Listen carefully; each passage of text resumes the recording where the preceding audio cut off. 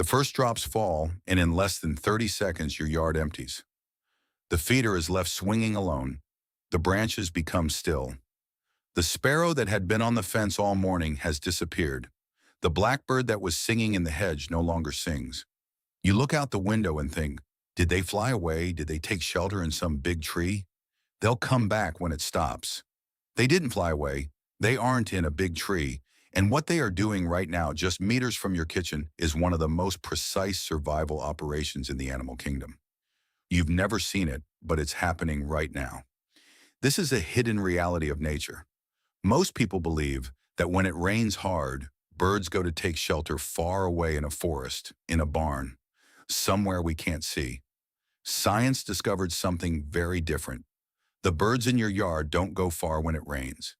They go to specific places, places they already chose beforehand, places that are just a few meters from where you are right now. Each one knows exactly where it has to go, what posture it has to adopt, and how long it has to endure.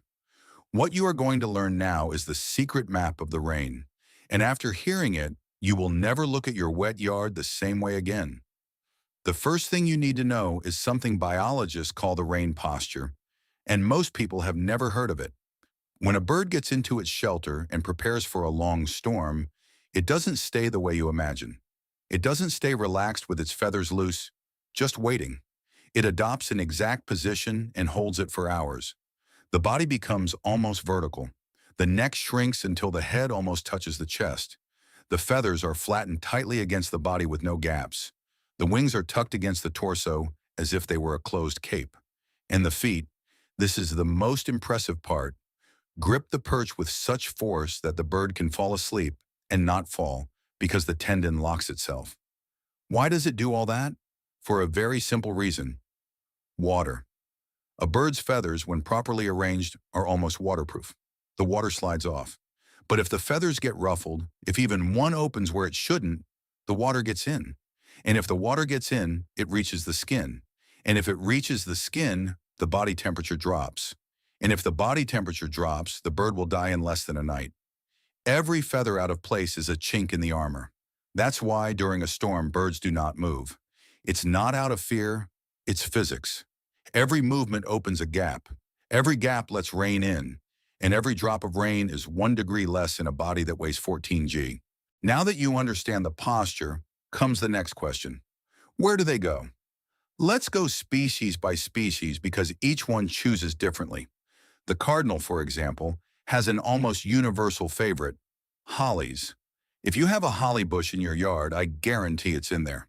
Take note. Biologists discovered that cardinals and many other medium-sized birds seek out dense evergreen shrubs with thorny edges because they provide 3 things at once. The thick leaves block the rain, the thorns keep cats and hawks away, and the density of the foliage traps the bird's body heat. It's the equivalent of a cabin with a roof, walls, and heating, all in 1 square meter of the yard. If you don't have holly, that cardinal is in a dense boxwood hedge, in a juniper, or in a low cypress, or in a dwarf conifer.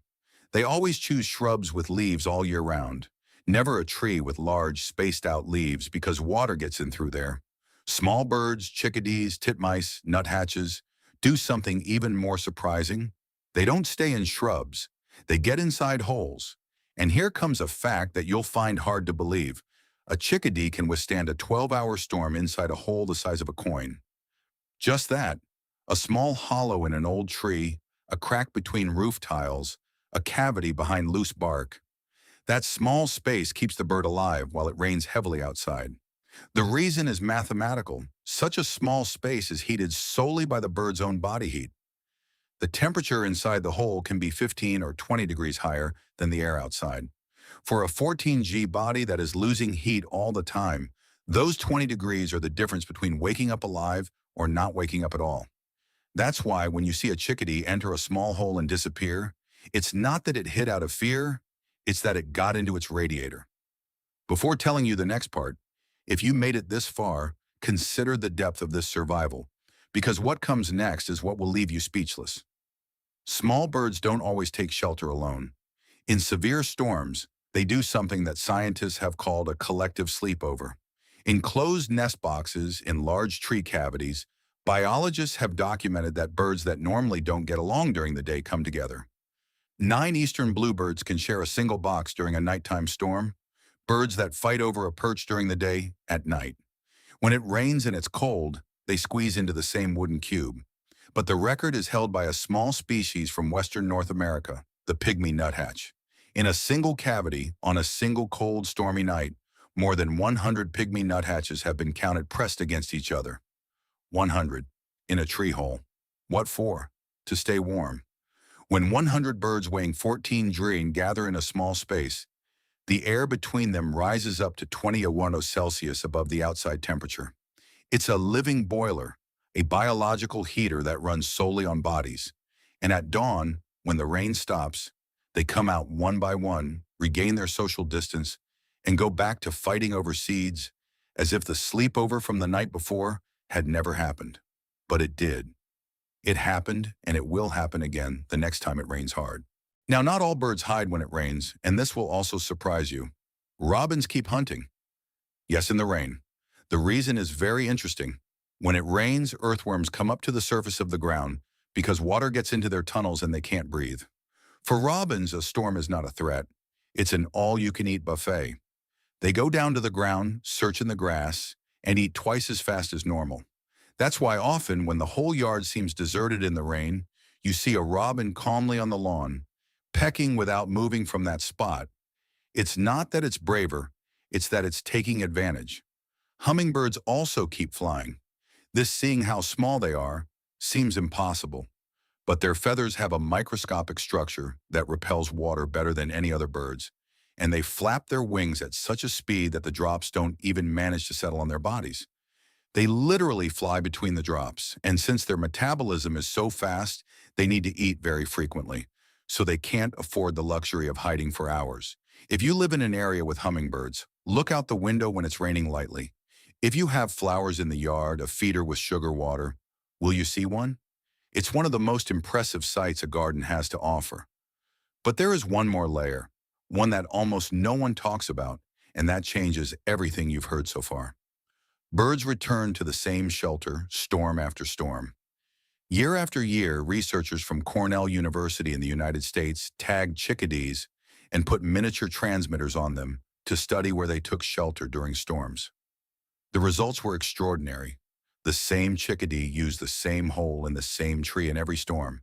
It didn't try new places. It didn't look for alternatives. It went to the place it already knew and got in there. And most surprisingly, 2 years later, when the researchers reviewed the data, that chickadee was still using exactly the same hole 2 years later. That means one thing: the holly in your yard, your neighbor's hedge, the crack in your roof, the hole in the old tree in the back are not random shelters. They are fixed addresses. They are the storm houses of very specific birds that know your yard better than you do. That chickadee you see at your feeder when the sun comes out probably spent last night's storm 3 meters from your window inside a hollow you didn't even know existed. It will return to the same place the next time it rains, and the next, and the next. Your yard is a map of shelters, every shrub, every hole, every protected corner. It is cataloged, archived, and reserved by a specific bird. You live on top of that map without knowing it. And before moving on, tell me one thing. What is the bird that visits your yard the most? The sparrow, the blackbird, the robin, the dove, one you don't even know the name of? Leave it in the comments, because after this video, that bird you think you know knows you better. But there is something important you need to know, something you can do, and something you shouldn't do if you want that map to keep working. What does help? If you have space, leave at least one dense evergreen shrub without pruning it completely. A holly, a boxwood, a juniper, a low conifer.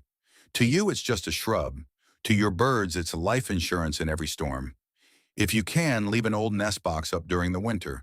Don't take it down after the breeding season. Many birds use those boxes as communal shelters on cold, rainy nights. A box that seems empty in February actually houses 5 or 6 birds squeezed together every night it rains. What you shouldn't do: don't prune the hedges right before a storm. Don't cut back those dense shrubs in the fall, leaving only the main branches because you are taking away their roof. Don't seal up the old holes in the yard's trees if they aren't dangerous, because each one of them can be a hotel room. And above all, don't assume that a clean and tidy yard is a better yard for birds. Sometimes the most useful thing you can offer is exactly what your neatest neighbor would consider unkempt. A messy corner of your yard is a survival zone. So the next time you see the first drops and the yard empties in 30 seconds, remember this. They didn't leave. They are meters away from you, each one huddled in its posture with its feathers pressed tight inside the exact shelter it chose months or years ago. Some are alone in a hole the size of a coin. Others are squeezed together in a secret sleepover. Others, the bravest ones, keep hunting earthworms on your lawn or flying between the drops with their favorite flowers. Your yard doesn't become empty when it rains. Your yard becomes invisible. Life goes on, only now it's inside, in the hollows, in the shrubs, in the cracks, in all the corners where it has spent generations learning to survive. And when the rain stops and they come out again, one by one, with that same posture they know by heart, you will understand for the first time what you just learned. They didn't return. They were there the whole time. Only you didn't know to look in the right place. If this story changed the way you look at the birds in your garden, please subscribe and like the channel. We are uncovering the natural history that often goes unnoticed. Let's protect the future of these resilient creatures. The next treasure of the garden will be revealed soon.